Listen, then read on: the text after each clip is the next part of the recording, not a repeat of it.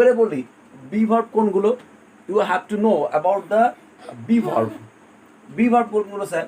ঠিক আছে, be verb হচ্ছে নাথিং বাট অ্যামিজার, অ্যামিজার, আর কি থাকছে ওয়াজ ওয়ার পাস্ট টেন্সে, আর কি থাকছে দেখো বি ভার্বের মধ্যে কিন্তু আমি হ্যাভ, হ্যাজ, হ্যাড এগুলো বি ভার্বের মধ্যে পড়ছে না, ঠিক আছে। আর থাকছে তোমার কি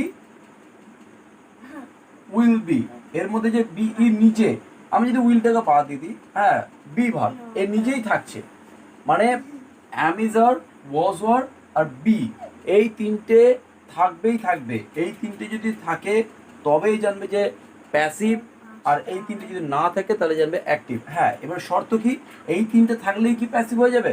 না, তার সঙ্গে কি থাকতে হবে? তার সঙ্গে অবভিয়াসলি থাকতে হবে তোমাদের ভি3। যদি এই ভি3 না